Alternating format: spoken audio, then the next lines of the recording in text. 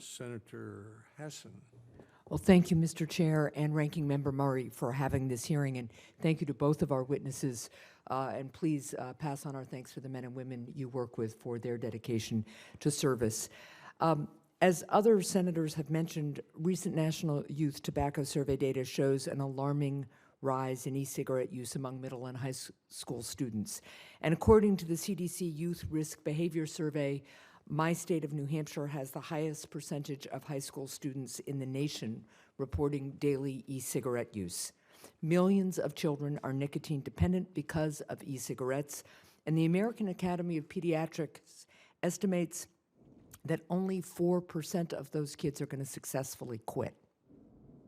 That is a stunning statistic. The devastating impact companies like Juul have had on children must be at the forefront of FDA's review of their pre-market tobacco product applications in May. So, Director Zeller, I have 4 questions for you I'm hoping to get to in our 4 minutes. When the flavor ban was announced in September, Juul publicly stated that it would not lobby officials or attempt to influence the policy as it was developed. However, Juul executives recently told my staff that they have had, quote, a number of conversations with FDA since the September announcement. Were you aware of or part of any of these conversations, and if so, what was discussed? I'm unaware of any policy-related discussions between Juul and FDA. Any policy-related? Have there been discussions between Juul and FDA that you're aware of? We have been given a heads up on personnel changes and things unrelated to policy.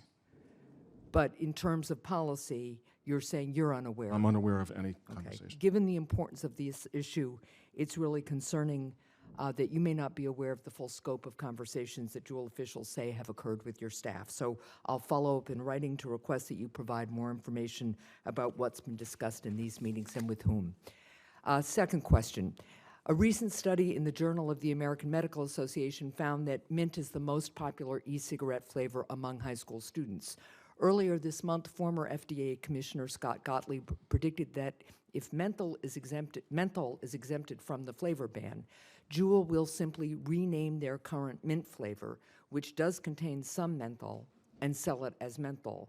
So, Director Zeller, how will FDA ensure that companies like Juul cannot game the flavor ban by, for example, reclassifying their mint flavor as a menthol product? Senator, it's really difficult for me to get into a policy discussion when we remain in the deliberative process in creating the policy. So let me try to just speak hypothetically about product name change. Yes.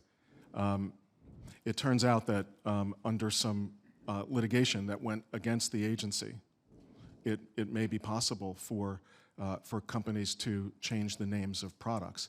In a world where again, hypothetically, in a world where we had a policy in place that tried to get at, I think, what's embedded in your question,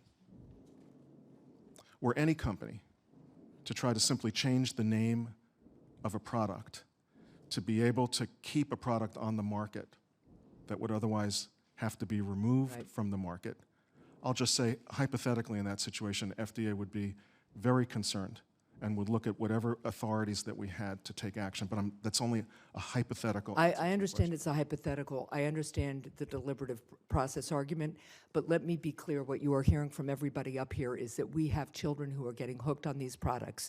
There has been a lot of delay. We are looking for a strategy, and we are looking for you guys to move through your deliberations. You've had plenty of time already, and kids and people, Americans all over this country, are being hurt, and they are addicted. And when the American Academy of Pediatrics tells me that only 4% of the kids who are now addicted to nicotine are going to be able to quit, your deliberative process needs to be as fast and strategic as it can be. The White House announced a policy back in September, but now we're being told they're still deliberating. We need you guys to focus on this. I have 25 seconds left, but let me tell you what I want to get at in my last 2 questions, which is about the data that you all are collecting. Juul told my office that they regularly submit data on Juul purchasers to FDA. Of course, submitting purchaser data rather than user data means Juul does not submit data on youth e-cigarette use.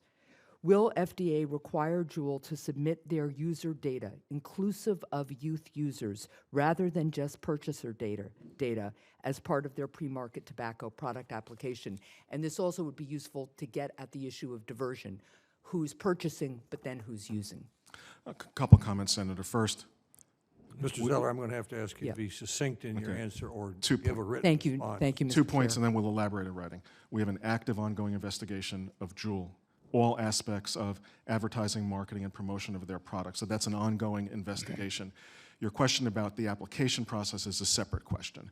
And it's clear under the law that Congress wrote that as we review any application for any product, the impact on initiation, the impact on the likelihood that any non-user, starting with kids, would use the product is a core component of how we would review any application for any new tobacco product.